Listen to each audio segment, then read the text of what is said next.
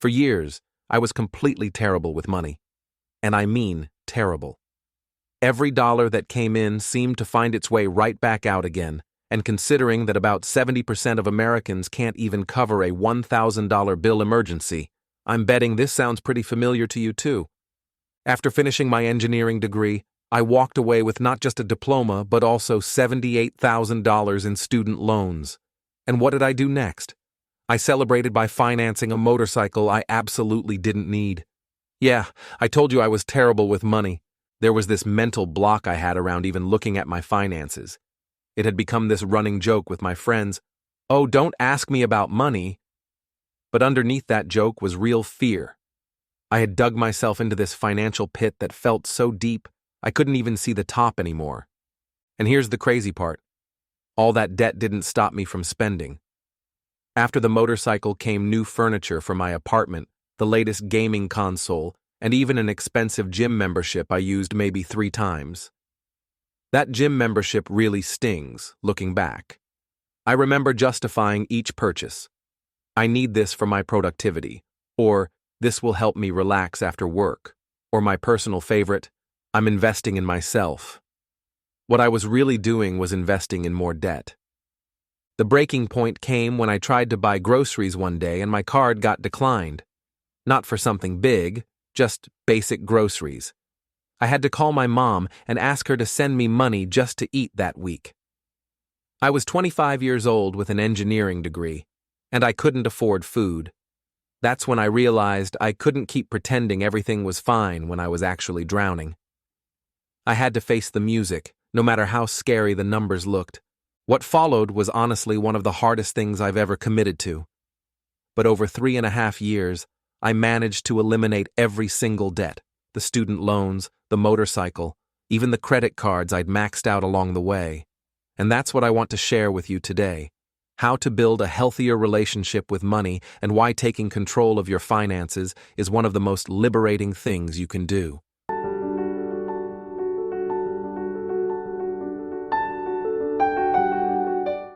Here's the thing about personal finance. The basic formula is ridiculously simple. Make more money than you spend. That's it. But if it's so simple, why do so many of us struggle with it? Why does money seem to just evaporate from our accounts, no matter how much we earn? One huge reason we're bad with money is because talking about it is basically forbidden. You can't bring up salary with coworkers, you can't discuss debt with family without things getting weird, and asking friends about their finances feels like crossing some invisible line. I remember being at dinner with friends, and everyone would split the check evenly, even when I'd only ordered water and a side salad because I was broke. But I couldn't say that, so I'd just put it on my credit card and smile. But here's the truth. We can only get better if we start having real conversations about money. We need to check our egos at the door and actually learn from each other. The best place I've found to start learning is through books. Let me give you 3 game changers. The Richest Man in Babylon by George Clason, Timeless Principles Told Through Ancient Stories, Your Money or Your Life by Vicki Robin, completely changed how I think about the real cost of spending, and The Millionaire Next Door by Thomas Stanley, an eye-opening look at how wealthy people actually live. Spoiler alert, they drive used cars and live below their means. These aren't get-rich-quick schemes promising you'll make millions in cryptocurrency or day trading. They're solid, proven strategies that actually work, but they require patience and discipline. Now here's a trap that gets almost everyone: lifestyle inflation. You get a promotion, land a big client, or start making more money, and immediately your brain goes, time to upgrade. Better apartment, nicer car, more expensive everything. I get it. You worked hard, you deserve to celebrate. When I got my first real engineering job, the first thing I did was look at luxury apartments. Why? Because I deserved it, after all those years of being broke in college. But if you can resist that urge, if you can keep your lifestyle relatively stable while your income grows, 5 or 10 years from now, you'll have real wealth instead of just expensive stuff. Think about it this way. Would you rather have a fancy car payment for 7 years or have that same money invested, growing, giving you options and freedom? Let's be honest. We're constantly being sold things we don't need, and we're really good at convincing ourselves we deserve them. Instagram and TikTok are basically highlight reels of other people's purchases. Everyone's showing off their latest haul, their vacation, their new whatever. It's designed to make you feel like you're missing out if you're not constantly buying. I used to follow all these lifestyle influencers, and every post made me feel like my apartment wasn't nice enough, my clothes weren't trendy enough, my life wasn't Instagram-worthy enough. Every ad is basically saying, "You've worked hard, treat yourself." But what you really deserve is financial security. You deserve not lying awake at 3 a.m. worrying about bills. You deserve not having that sick feeling in your stomach when unexpected expenses come up, and they always do. The car breaks down, the laptop dies, someone gets married, and you need a gift. Life happens, and if you're living paycheck to paycheck, every surprise feels like a crisis. Then there's this sneaky one I call the "I don't have" myth. As a photographer, I used to tell myself I couldn't start my side business because I didn't have the right camera, the right lenses, the right editing software. I'd spend hours researching gear instead of actually taking photos. The truth? I was just scared to start, and convincing myself I needed more gear was easier than facing that fear. It's the same thing that keeps people from working out because they don't have the right gym clothes, or from cooking because they don't have the right kitchen gadgets. When I finally got serious about my debt, I had to make some real sacrifices.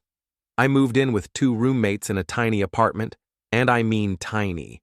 My bedroom barely fit a twin bed and a dresser. I sold my motorcycle and bought a used Honda Civic with 140,000 miles on it. The air conditioning didn't work, and the radio only picked up static, but it got me from point A to point B. I meal prepped every Sunday and ate the same lunch for months: turkey sandwiches, carrots, and an apple. Every single day. My social life basically disappeared. While my friends were going out to expensive restaurants and bars, I was making spaghetti at home and watching Netflix. I became the king of finding free entertainment, hiking trails, free museums, library events. I learned that you can have fun without spending money, but it takes more creativity and planning. Was it fun? Number. Did I sometimes feel like I was missing out? Absolutely. There were nights when I'd see my friends' Instagram stories from some fancy restaurant or concert, and I'd feel this wave of regret and self-pity. But then I'd look at my debt tracker.